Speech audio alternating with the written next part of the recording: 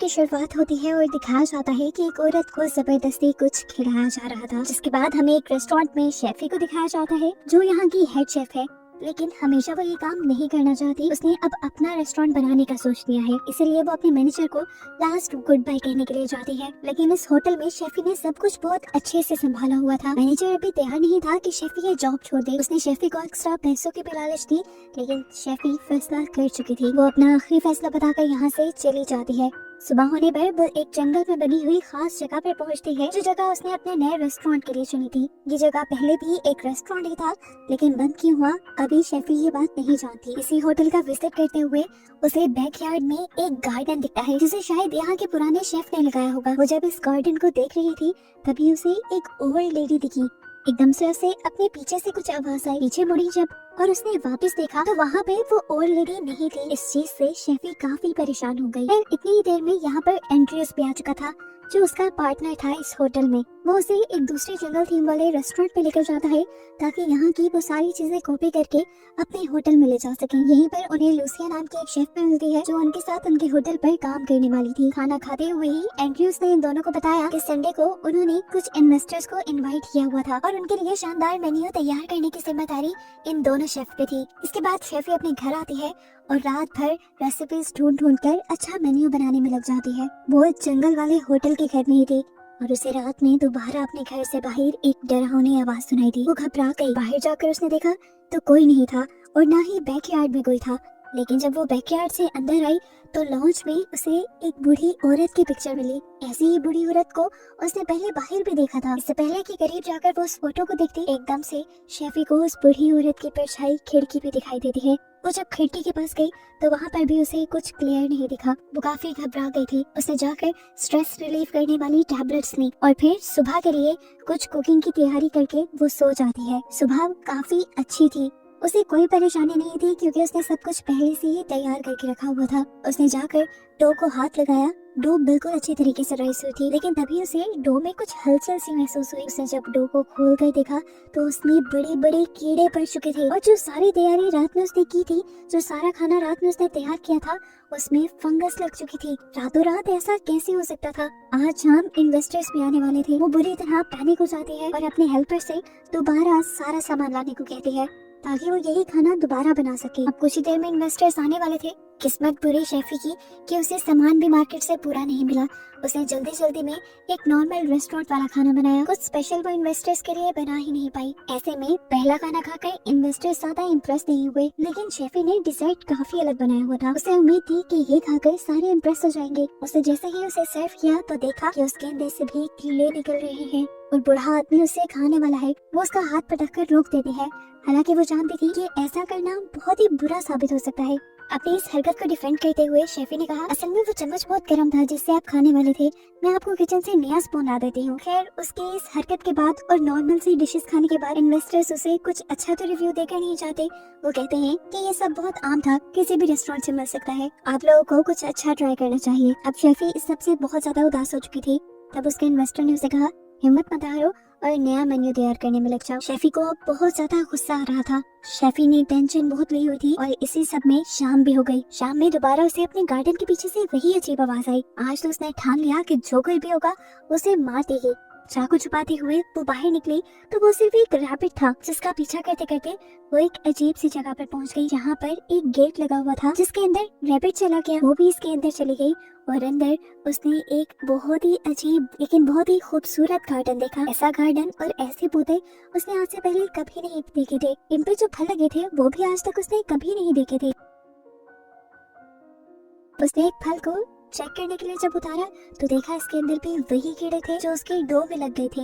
इन कीड़ों को देखकर वो डर गई और उसका पाँव किसी चीज से लगा, नीचे गिरी। सर किसी हार्ड पत्थर से टकराने की वजह से वो वहीं पर बेहोश हो गई। बेहोश होने से पहले उसे एक बूढ़ी औरत की ग्लिम्स आई थी जो उससे कुछ कह रही थी। उसे जब होश आया कुछ देर बाद तो वो अपने बेड पर थी। कपड़े उसके मिट्टी से लथपथ हुए हुए थे। इससे पहले कि वो कुछ समझ पाती कि उसके साथ ये सब कैसे हुआ, एंड्रयूस उससे मिलने आ जाता है और उसको बताता है कि इन्वेस्टर्स को खाना पसंद नहीं आया। उन्होंने कहा है कि शेफ बदल दें फिर इन्वेस्टमेंट दी जाएगी।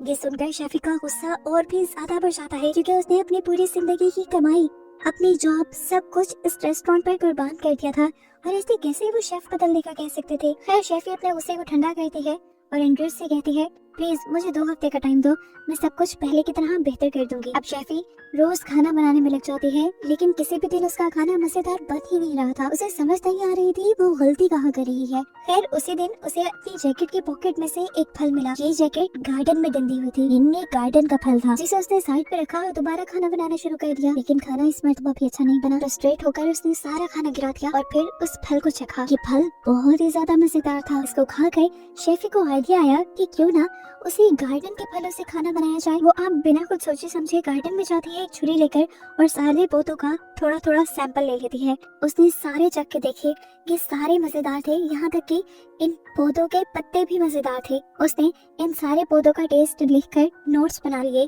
कि खाने में क्या चीज किस तरह डलेगी और क्या टेस्ट देगी। यहाँ गार्डन के एक दरख्त पर उसने एक अजीब सा सिंबल भी बना देखा था। ये सिंबल उसने अपने घर में लगी उस ओल्ड लेडी की पिक्चर पे भी देखा है। उसने अपने जहन में थ्योरी बनाई कि शायद ये गार्डन उस ओल्ड लेडी ले गया होगा। उसका गार्डन का और सिंबल का कोई कनेक्शन तो है। घर को सर्च करते हुए उसे एक और ऐसी बुक मिलती है जिसके अंदर गार्डन में लगाए गए सभी पौधों की इंफॉर्मेशन थी, जिनसे शेफी को बहुत मदद मिली। खैर वो इन्हीं गार्डन से लाए फलों और पौधों से खाना बनाना शुरू करती है और अपनी साथी शेफ को टेस्ट करने को कहती है। शेफ ने जब इसे टेस्ट किया तो हैरान रह गई। एक आम सी डिश इतनी मजेदार कैसे हो सकती थी। उसने शेफी से पूछा, आखिर तुम ये सारी चीजें लाई कहाँ से हो और ये मिली कहाँ से। शेफी ने गार्डन के बारे में बताने के बजाय उसे झूठ बोल दिया कि ये सब चीजें मेरी फ्रेंड ने ला कर दी है। एक दिन ऐसे ही जब ये लोग बैठे बातें कर रहे होते हैं तो इन्हें गार्डन के पास एक बूढ़ा आदमी दिखाई देता है। शेफी फौरन ही इस आदमी को देखकर उसके पास जाने के लिए खड़ी हो जाती है। वो उससे पूछना चाहती थी कि आखिर तुम कौन हो और यहाँ क्या कर रहे हो, पर उसके करीब जाने से पहले ही वो आदमी गायब हो गया। शेफी का हेल्पर जो पास के ही इलाके में रहता था वो शेफी को बताता है कि ये सब होना यहाँ आम बात है। माना जाता है कि पहले इस जगह पर एक विच रहती थी जिसने इस गार्डन को बनाया था। इस गार्डन में सब अजीब था।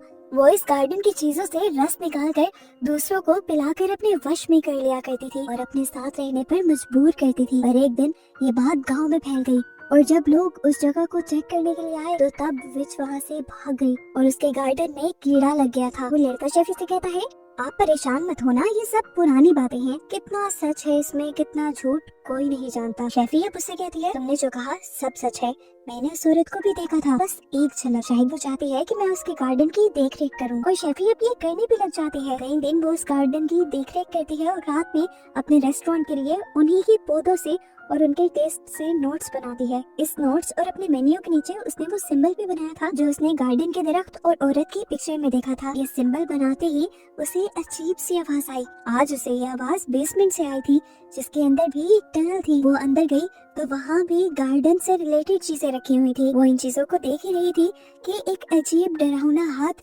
शेफी की तरफ बढ़ता है, जिसे देखते ही वो डर गई। वो घबरा गई बुरी तरह। औरत ने फिर से वही बात बोली जैसे वो गार्डन की हिफाजत करने को कह रही हो, लेकिन जो भी था बहुत डरावना था। ये सीन भी बहुत ही ज्यादा हॉरिबल था। शेफी भागकर अपने रूम में वापस आ गई और आज जो सब उसने देखा था उसकी वजह से उसे बुखार भी हो गया। लेकिन अगले ही दिन से वो फिर काम पे लग गई। उसने अब गार्डन की चीजों से ऐसी डिशेस तैयार की थी कि एंड्रयू का दिल खुश हो गया और उसने अगले ही हफ्ते होटल की ग्रैंड ओपनिंग का फैसला कर दिया। उसने अपने शेफ और अपने स्टाफ को बुलाकर मीटिंग की और इस मीटिंग के बाद जब शेफी किचन में आई तो उसने देखा कि सारा खाना बिखरा पड़ा है और किसी आदमी की भी आवाज आ रही थी। पास गई तो देखा कि ये आदमखोर था जो खुद ही अपने ही उंगली काट कर खा रहा था। शेफी ने उसे देखकर डरकर जोर से चीख मारी और उसकी चीख सुनकर एंड्रयू यहाँ आ जाता है। इस आदमी को देखकर उसने इस आदमी का नाम लिया और फिर फौरन ही एम्बुलेंस को कॉल की। शेफी की साथी शेफ ने बताया कि ये इस होटल का पुराना शेफ था जिसने तुम्हारी तरह एक लाजवाब मेन्यू बनाया था, पर फिर पता नहीं कैसे वो पागल हो गया और ये रेस्टोरेंट बंद करना पड़ा। पहले भी ये जगह एंड्रयू ने ही खरीदी थी और अब दोबारा एंड्रयू तुम्हारे साथ ही रेस्टोरेंट शुरू करना चाहता है। शेफी को अब एक डायरी के बारे में याद आया जिसमें गार्डन के पौधों के बारे में लिखा था और उनके टेस्ट भी लिखे थे, जिससे उसने बहुत हेल्प ली थी। वो समझ गई कि ये डायरी उसी शेफ की थी जो पागल हो गया। इसमें उसने कुछ ड्राइंग्स भी बनाई थी जो बहुत ही ज्यादा डरावनी थी। इन्हीं सारी चीजों के हेलुसिनेशंस और वियन तो शेफी को भी आते थे। वो समझ गई कि ये सब गार्डन के पौधों की वजह से हो रहा है और अब वो भी जल्द ही पागल हो जाएगी अगर उसने इन पौधों के इस्तेमाल को छोड़ा नहीं तो। ये सोचते ही उसने फौरन किचन में जाकर काम बंद करने को बोला। अपनी सारी चीजें जो गार्डन से बुलाई थी उसने गिरा दी और वो मेन्यू और अपने नोट्स भी सारे जला दिए जिसमें उसने गार्डन की चीजों के बारे में लिखा था और गार्डन का सिंबल बनाया था। इस सिंबल के चलते ही उसे ऐसा फील हुआ कि कोई उसकी तरफ भाग कर आ रहा है। वो डर गई और जैसे ही पीछे मुड़ी तो उसके मुंह के बिल्कुल सामने एक डरावना बूढ़ी औरत का चेहरा आ गया, जिसे देखकर वो इतना डर गई कि चीखती हुई जंगल की तरफ भागी। वो बहुत ज्यादा डर चुकी थी। उसने उस गार्डन के सारे पौधों को भी उखाड़ उखाड़ कर फेंकना शुरू कर दिया। इसी के साथ उसने जो ओल्ड लेडी की फोटो अपने किचन में रखी थी वो भी उसने फेंक दी। सुबह जब शेफ काम करने के लिए आए तो उसने फौरन मेन्यू चेंज करने को बोल दिया। इस डिसीजन से उसकी दूसरी शेफ के साथ लड़ाई हो गई और वो चली गई। उसके जाने के बाद शेफी ने गार्डन से लाई सारी चीजें फेंक दी और अपनी टीम से कहा कि हम एक नया मेन्यू बनाएंगे और नए मेन्यू पे काम करेंगे। वो खुद भी जब काम कर रही थी तो उसे पता ही नहीं चला कब उसने अपनी पूरी उंगली काट दी। आसपास के लोगों ने उसे देखकर बताया उसे तो दर्द का एहसास भी नहीं हुआ था। ये सब बहुत अजीब था। यहाँ पर लोगों को भी समझ नहीं आ रही थी कि हो क्या रहा है। एंड्रयू जब ये बताने के लिए किचन में आता है कि स्पेशल गेस्ट आने ही वाले हैं तो वो किचन में हड़बड़ी देखता है और पूछता है कि आखिर यहाँ हो क्या रहा है। तब उसे पता चलता है कि एंड टाइम पे शेफी ने सारा मेन्यू चेंज कर दिया था और यहाँ उसकी शेफी के साथ भी लड़ाई हो जाती है। फिर एंड्रयू बहस करने के बाद बाहर चला जाता है गेस्ट को रिसीव करने के लिए, जबकि शेफी को अजीबोगरीब हेलुसिनेशंस होने लगते हैं। उसे ऐसा लग रहा था जैसे उसके मुंह से कीड़े निकल रहे हों, उसके हाथ कट गए हों जिनके कट से अब कीड़े बाहर निकल रहे थे। उसके सामने जब शेफ आए उसे डिश टेस्ट करवाने के लिए तो उसे लगा कि ये सारी फंगस से भर गई है, लेकिन इस टाइम उसने अपने इमोशंस पे कंट्रोल किया, डिश नहीं फेंकी क्योंकि उसे पता चल चुका था कि उसके हेलुसिनेशंस हैं। उसने बगैर चखे ही ये खाना सर्व करने को कह दिया, लेकिन यहीं पर उसकी सबसे बड़ी गलती हो गई।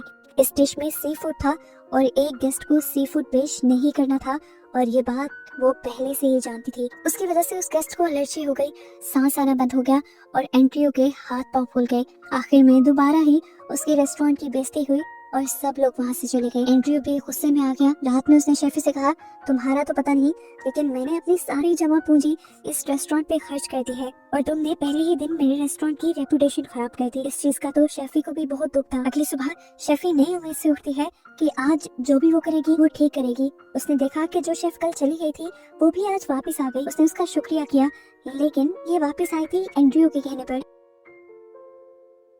एंड्रयू ने अब शेफी से कहा कि मुझे इन्वेस्टर्स ने कहा है कि तुम अपना शेफ बदलो, नहीं तो वो इन्वेस्टमेंट नहीं देंगे। प्लीज तुम यहाँ से कहीं दूर चली जाओ। ये सुनकर शेफी गुस्से से पागल हो गई। एंड्रयू अब उसे हाथ पकड़कर वाइन स्टॉक के पास बेसमेंट में ले गया। गुस्से से पागल हुई शेफी उसे के ऊपर भड़कने लग जाती है और कहती है तुम नहीं जानते कि मैंने इसके लिए क्या किया। अपनी पूरी लाइफ स्पेंड कर दी, अपनी सारी सेविंग्स, सारा तजुर्बा, अपनी जॉब। तुमने नहीं देखी थी क्या पहले इस रेस्टोरेंट की हालत? इसे मैंने अकेले साफ किया, अकेले इस हाल तक पहुंचाया कि यहाँ के लोग बैठे और तुम मुझे ही निकाल रहे हो।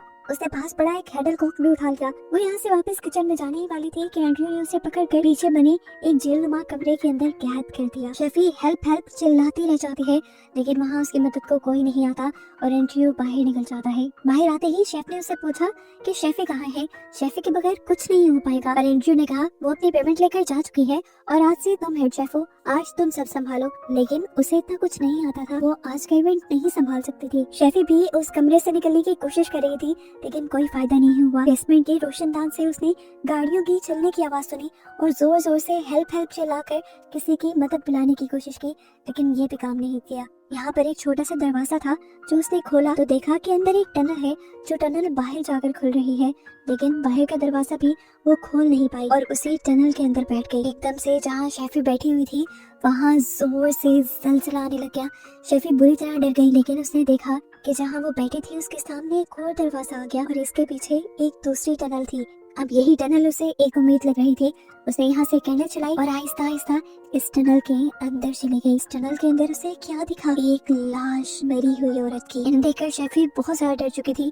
उसने पीछे जाने की कोशिश की तो मट्टी ने उसका रास्ता बंद कर दिया। ना चाहते हुए भी उसे आगे ही बढ़ना था, लेकिन आगे तो वो लाश थी। शेफी ने हिम्मत पकड़ी और इस लाश के ऊपर से गुजरने का फैसला किया तो उसने देखा कि लाश उसी बुढ़ी औरत की थी जिसकी पिक्चर उसके घर में लगी हुई थी। शेफी देखती है कि इसने यहाँ पर कुछ लिखा हुआ भी था। उसने लिखा था कि मरने के बाद इंसान और सारे क्रिएचर मिट्टी के लिए न्यूट्रिशन बन जाते हैं और वो भी मरकर अपने गार्डन को पावर देना चाहती थी। सीन्स एकदम से फ्लैशबैक में चले जाते हैं और हमें वही मूवी का स्टार्टिंग सीन दिखाया जाता है जहाँ पर एक औरत को कुछ औरतें मिलकर कुछ जबरदस्ती पिलाने की कोशिश कर रही थी। असल में वो लोग उसके साथ जबरदस्ती नहीं कर रहे थे, वो उसका इलाज कर रहे थे। इस औरत को बहुत ज्यादा बुखार था जिसका इलाज कोई डॉक्टर नहीं कर पाई थी। ये बेचारी औरत तो अपनी गार्डन की जड़ी बूटियों से उस औरत का इलाज कर रही थी। वो अपने गार्डन में लगे हर पौधे और उसके हर फायदे के बारे में जानती थी। ये गार्डन उसने खुद बनाया था और इससे उसे बहुत ज्यादा लगाव था। उस दिन जब वो उस औरत का इलाज कर रही थी तो गांव के लोगों ने उसे देख लिया